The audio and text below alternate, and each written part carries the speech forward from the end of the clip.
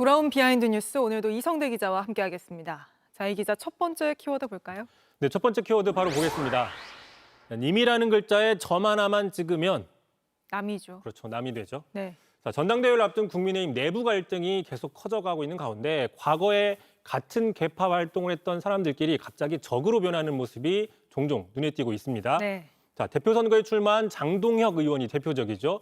친한동훈계의 핵심이었다가 이른바 윤어게인 세력으로 돌아섰는데 자, 오늘은 아예 자신의 SNS에 이렇게 글을 썼습니다. 자, 우리 스스로 쉽게 포기하고 탄핵의 문을 열어줬다. 자, 의원 108명 중에 12명이 탄핵에 찬성하면서 그 문을 열어준 것이다라고 하면서 네. 탄핵에 찬성한 친한파를 공개적으로 비판을 했습니다. 사실 장동혁 의원은 계엄 해제 요구 결의안에 찬성을 했던 대표적인 친한동훈계 의원이잖아요. 그래서 당 안팎에서도 이 변화가 상당히 이례적이다라는 관심들이 많이 커지고 있는데 자, 그러자 한 전 대표 측에서는 장동혁 의원이 과거에 한 전 대표를 위해서 춤까지 췄다면서 이럴 수 있느냐? 이런 춤이요? 그렇습니다. 네. 배신감을 토로하고도 있는데 바로 그 장면 한번 보겠습니다. 한동훈 위원장과 함께 꼭 승리해달라고 그 두 분이 오늘 그렇지 않아도 한동훈 위원장이 모십니다 그랬더니 어떻게 우리는 오늘 근무야 근무. 자, 지금 친한동훈계 저격수로 부상한 배현진 의원, 배 의원도 가만히 있지 않았는데 자, 자신의 페이스북에 이렇게 글을 올렸습니다.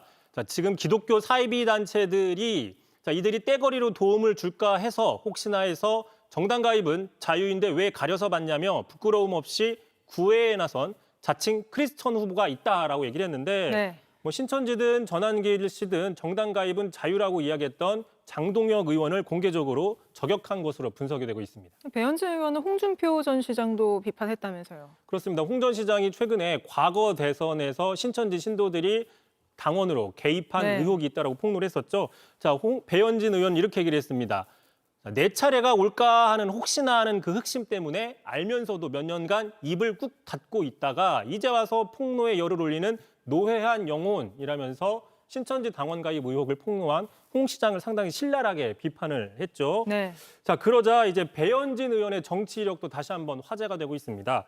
다 아시겠지만 배현진 의원 같은 경우에는 과거 홍준표 대표 시절에 정계에 입문했습니다. 그리고 지난 22년 대선을 앞두고 홍준표 캠프에서 끝까지 남아서 의리를 지켰습니다. 네. 하지만 윤 전 대통령, 윤 정부에 들어와서는 친윤계로 급부상을 했었고 지난해를 기점으로 친한동훈계로 변화를 하면서 지금 저격수 역할을 하고 있는 겁니다.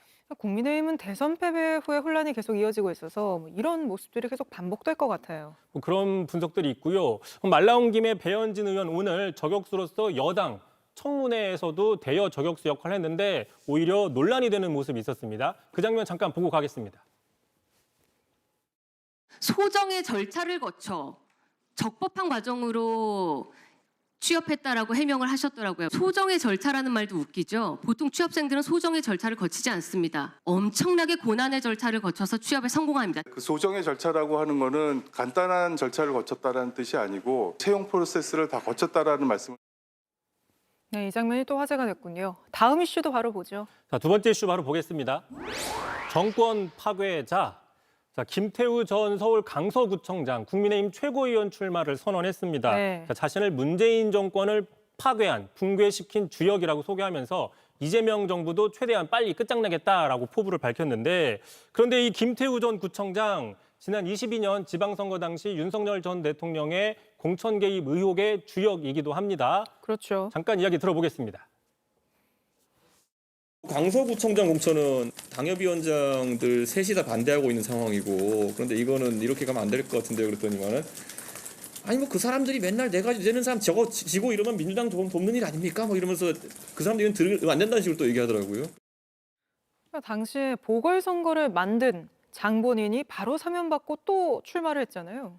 그렇습니다. 지난 2023년이었죠. 대법원에서 유죄 확정 판결이 나자 약 3달 만에 윤 전 대통령이 사면을 시켜주고 그해 10월 달에 보궐선거에 출마를 했습니다. 네.